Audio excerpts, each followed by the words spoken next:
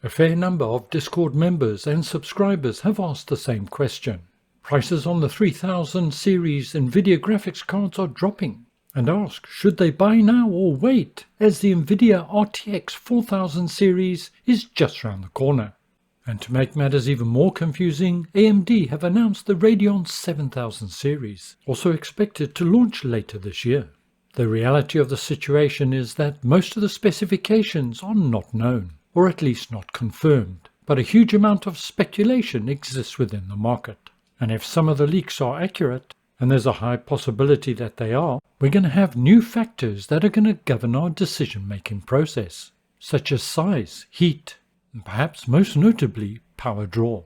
Welcome to the Simhanger, my name's Mark, and let's get started with a message from this video's sponsor. Regular followers of my channel will be aware I'm a big fan of FS Academy's flight training modules, available for both PC and Xbox. If you want to be a better pilot or looking for something as a refresher, with each individual package dealing with a different aspect of piloting and navigating in an easy module-by-module style that you can do in your own time, then you should look to FS Academy, available for both PC and Xbox. All links will be in the video description.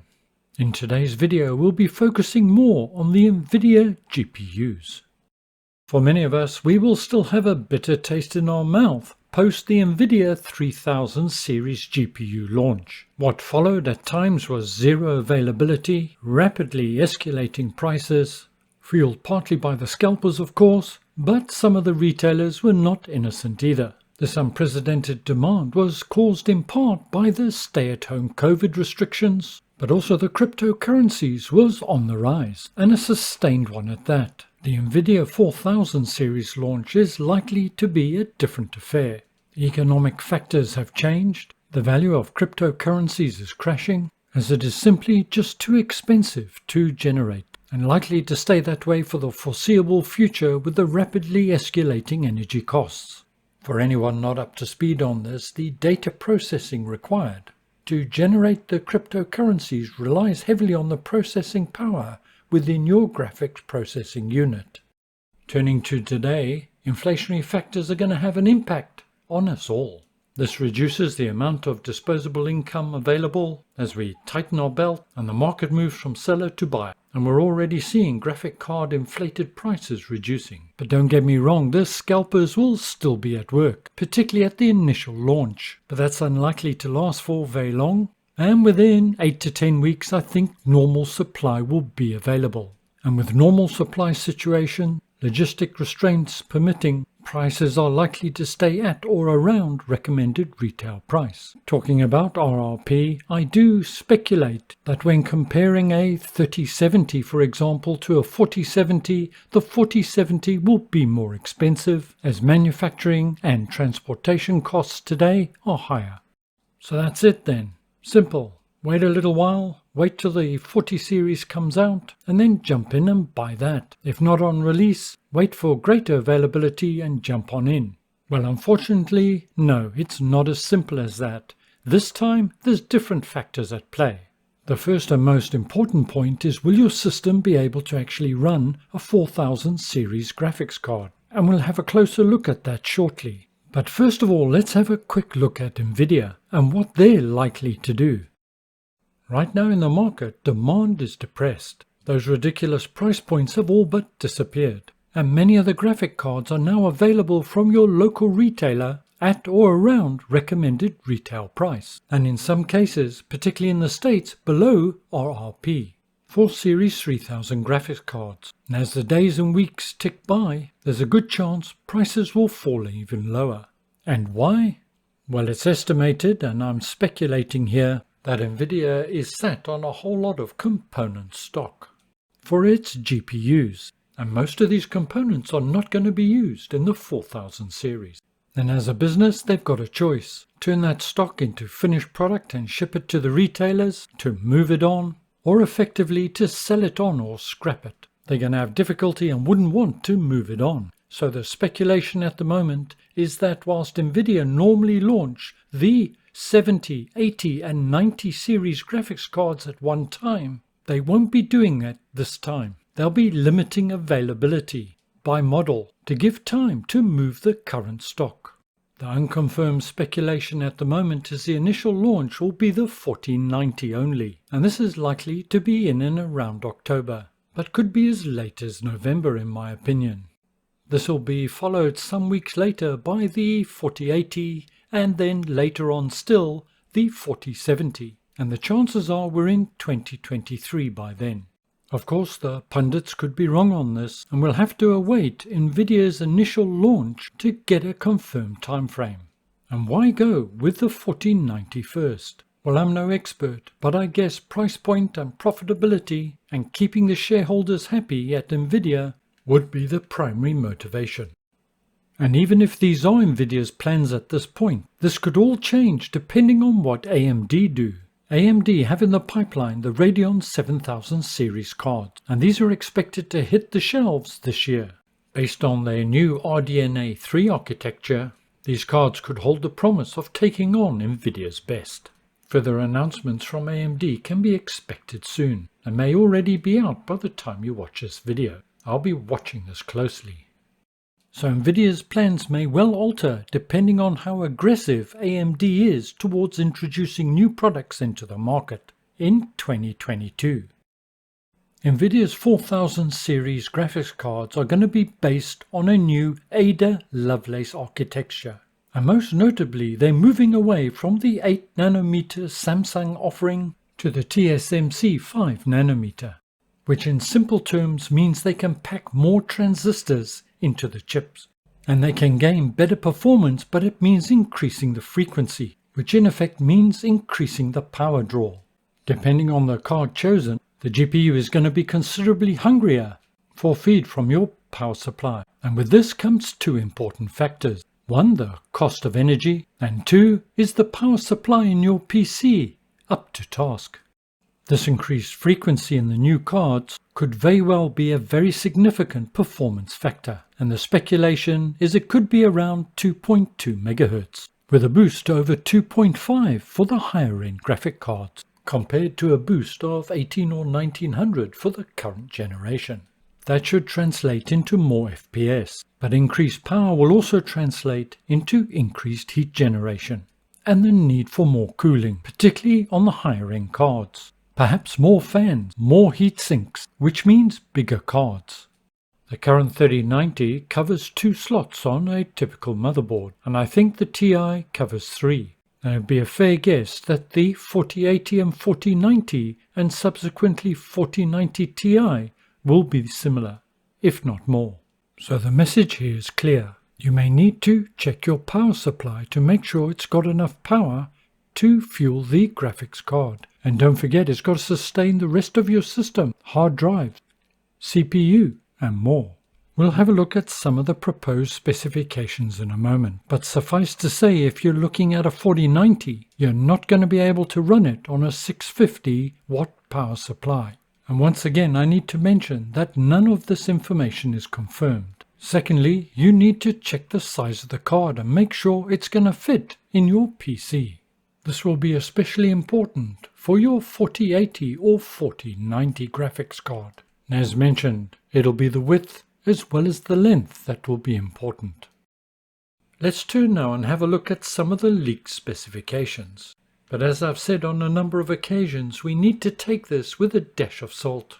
But there does seem to be consensus on some of the points from a normal reliable source, according to those that follow this much closer than I do. And there are no indication on price points from Nvidia at this time. If I was to guess, it will be along the 3000 series price points, but add $50 to $100 on RRP. To keep it in perspective, we'll try and compare to the current 3000 generation. In the above table, the bandwidth relates to the boost. So for example, the boost for the 3090 would be 1900. Core count is the CUDA cores, and the power draw is reflected in wattage and has been drawn from the average of a number of different cards. The minimum recommended power supply is 850 watts for the 3090 and 3080. And again, to keep things in perspective, the 3090 Ti draws a power of around about 480 watts. and can peak at 500. The 4000 series specifications, as mentioned before, are speculative and not confirmed, but here we're seeing some big changes. For the 4080 and 4070 they're throwing more VRAM. That is probably to keep up with AMD, who will throw 16GB at just about anything. But what is most notable is the bandwidth boost and the increase in the number of CUDA cores. To manage and achieve this, well, we need more power. And I would guess the 4080 is going to be much closer to the 400 watt and perhaps even slightly above. And I think it highlights why I said earlier that the cards are likely to generate more heat and require more cooling, thus bigger cards, and you're going to have to pay attention to what power supply you require. For a 4090 or 4090 Ti, which would follow sometime after the initial release, perhaps mid next year, you're going to need at least 1000 watt, perhaps 1200. The question you've probably got in your mind right now is, so what does that mean in terms of performance? Well, once again, the reality is we don't know. But the speculation in the market currently is that the 4070 is going to have performance in and around the current 3090. For the 4090, well, there's all sorts of odd figures being thrown around, from a 50% boost all the way up to 100. Once again, it's time to take that with a bigger dash of salt. Rarely, if ever, does an increase in CUDA core or bandwidth translate equally to higher performance. And from what I understand, the 4080 and 4090 are still operating on a 384-bit bus. However, having said all that, and taking the constraints into consideration, and where in Microsoft Flight Simulator we'll typically see a 15 to 20% improvement, the 4000 series would appear to offer considerably more. Good news for all of us, and especially for those using VR. If we could get a 30 or 40% boost in performance, wow. I should also mention that all the cards will be using GDDR6X memory, with the possible exception of the 4070. So we're 12 minutes into this video and I still haven't answered the question, should you buy or should you wait? Well, in my personal opinion, and bear in mind this is only my personal opinion, there's no way I would be buying a 3080 Ti or a 3090 graphics card at this point. But of course that would depend on your personal circumstances and requirements. If a 4070 is going to give me performance close to a 3090, well, that could save me quite a few $100. So generally my recommendation is wait if you can. However, there's another side to this story, and that is if your power supply cannot support one of the newer cards and you're not in a position to upgrade, keep your eye on the 3000 series cards and their price points, and then jump in when you think the timing's right. From an end user perspective, the best solution is the prices on the 3000 series crash, and there's bargains to be had. But as I mentioned earlier, I think Nvidia will slow down the release of the new cards, perhaps releasing one model and then sometime later another model and so on, to give time for existing stocks to be exhausted. How long that'll be is anybody's guess really. Depends on how much stock they've got and how long is a piece of string. In this video I'm very much taking a perspective from a flight simulation point of view. And there's one more aspect I need to touch on which I think is very important. The bottleneck on your system is not always your graphics card.